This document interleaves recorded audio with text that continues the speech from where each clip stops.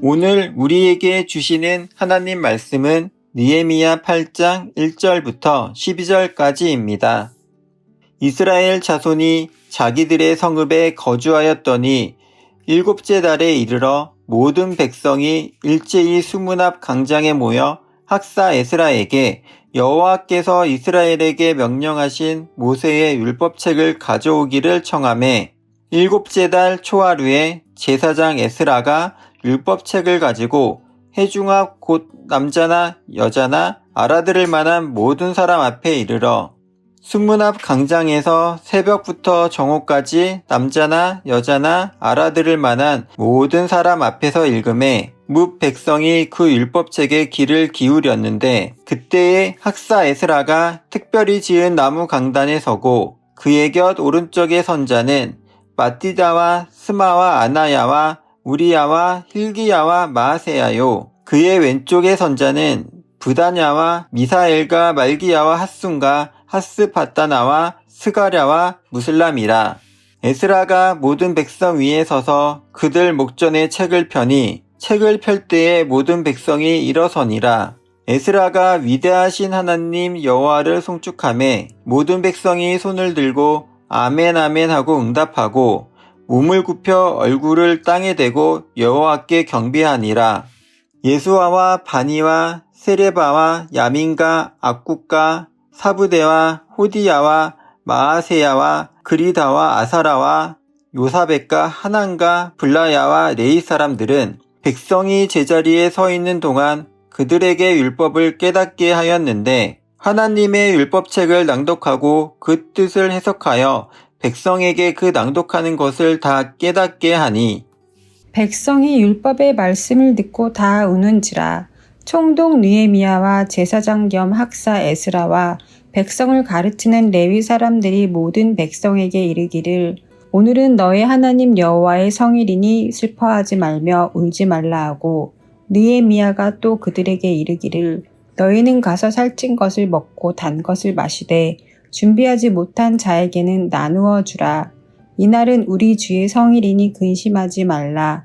여호와로 인하여 기뻐하는 것이 너희의 힘이니라 하고 레위 사람들도 모든 백성을 정숙하게 하여 이르기를 오늘은 성일이니 마땅히 조용하고 근심하지 말라 하니 모든 백성이 곧 가서 먹고 마시며 나누어 주고 크게 즐거워하니 이는 그들이 그 읽어 들려준 말을 밝히 알미라. 아멘.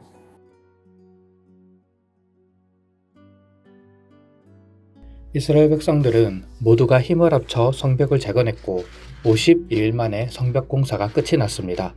모두가 불가능하다고 생각했던 일이 하나님께 소명을 받은 한 사람의 섬김으로 시작이 되었고 그 비전에 동참하는 수많은 사람들의 헌신으로 그 일이 이루어지게 되었습니다. 이스라엘 백성들은 2달여 동안 전심전력해서 성벽 재건에 힘썼기에 모든 일들을 다 이루고 난 이후에 그것을 누리기만 하면 되었습니다. 이제 예루살렘 성벽까지 재건되었으니 우리는 잔치를 벌이자.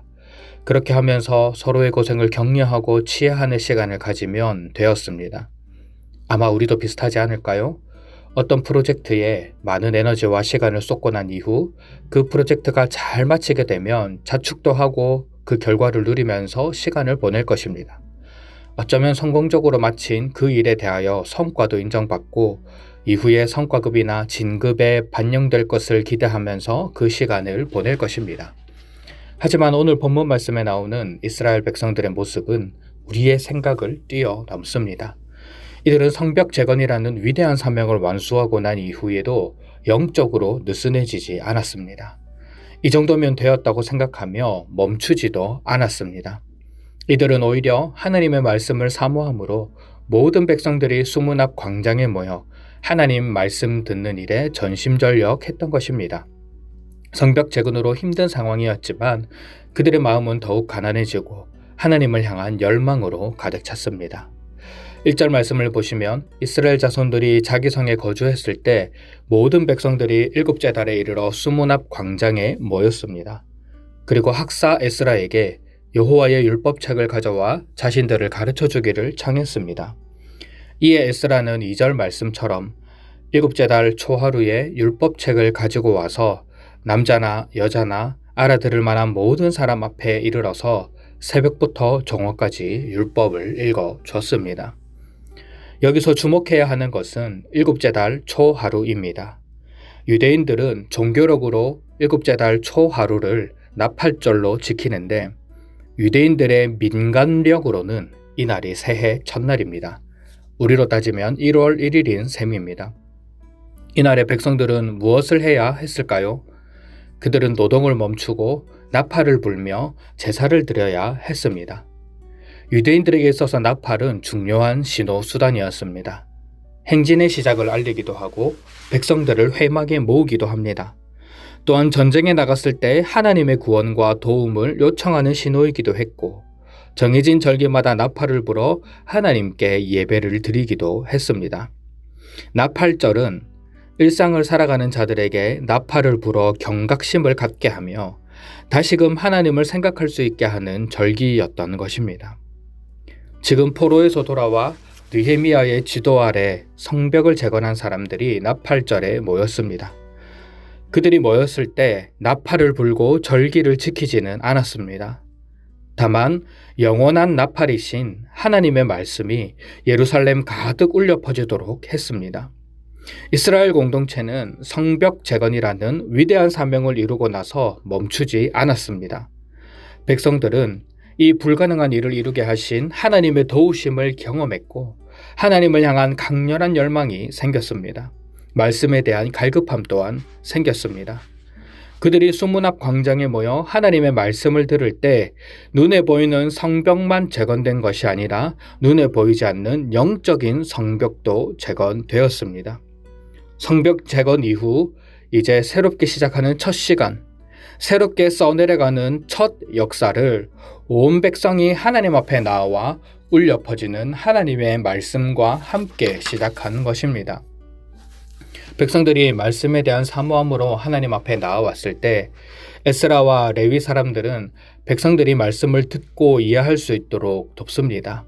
이른 새벽부터 한낮에 이르기까지 계속해서 율법이 선포되고 주변의 레위인들이 그 율법을 백성에게 풀어서 설명하는 일이 반복되었는데 이때 놀라운 일이 일어납니다.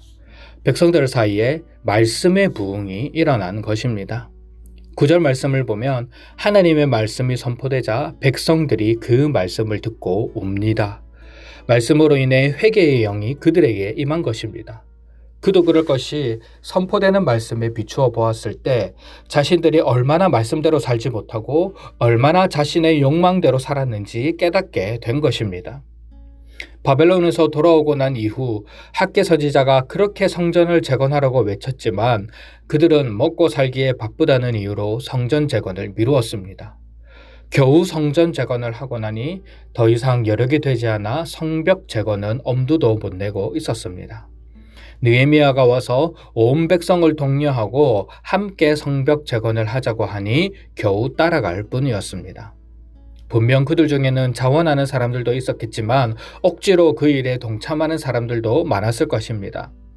하지만 결국 성벽 재건까지도 이루어지고 나서 큰 짐을 내려놓았다고 생각한 바로 그때 하나님의 말씀이 선포되면서 자신들이 얼마나 불충한 모습으로 살았는지, 얼마나 하나님을 소홀히 여기며 살았는지, 얼마나 자신들 마음대로 살았는지를 알게 된 것입니다. 그러니 눈물이 나고 가슴을 치며 애통하는 모습이 자연스럽게 따라오게 된 것입니다. 그때 느헤미야와 에스라는 백성들을 격려하며 오늘은 너희 하나님 여호와의 성일이니 슬퍼하지 말며 울지 말라라고 합니다. 너희들의 잘못한 것이 생각나고 마음이 먹먹하며 눈물이 쏟아지겠지만 오늘은 거룩한 날이니 울지 말고 기뻐하라고 합니다. 10절 말씀을 보시면 이날은 우리 주의 성일이니 근심하지 말라. 여호와로 인하여 기뻐하는 것이 너희의 힘이니라 라고 격려합니다. 하나님께서 우리에게 행하신 놀라운 일을 기억하며 기뻐하라는 것이죠. 그러자 온 백성들이 기쁨의 잔치에 참여합니다. 사명 완수의 기쁨을 누리며 말씀의 부흥을 경험하며 이 세상이 줄 수 없는 참된 기쁨 가운데 거룩한 날을 보낸 것입니다. 그렇습니다, 여러분. 우리도 하나님의 도우심의 은혜를 경험하고 사명을 완수하였을 때 그 이후가 중요합니다. 이스라엘 백성들은 하나님의 은혜를 경험하면서 말씀에 대한 갈망이 더 커져갔고 성벽 재건으로 인해 공동체가 영적으로 갱신되었습니다. 말씀의 부흥이 일어났고 자신들의 죄를 깨달았으며 하나님께서 주신 참된 기쁨을 누렸습니다. 오늘 우리도 그렇습니다. 우리도 개인적인 신앙에서 하나님의 도우심을 경험했다면 거기서 멈추지 말아야 합니다. 공동체적으로 사명을 감당하고 있다면 영적으로 갱신될 수 있도록 기도해야 합니다. 새로운 시대, 새로운 역사를 써내려갈 때 말씀의 부흥이 일어나 우리 개인과 교회 공동체가 다시금 하나님께서 주시는 참된 기쁨으로 채워지기를 갈망해야 하는 것입니다. 바라고 원하기는 오늘 하루도 우리의 삶에 영적인 갱신이 일어나고 말씀의 부흥이 일어나 하나님께서 주시는 풍성한 기쁨으로 가득 채워지는 삶이 되시기를 주님의 이름으로 부탁드립니다.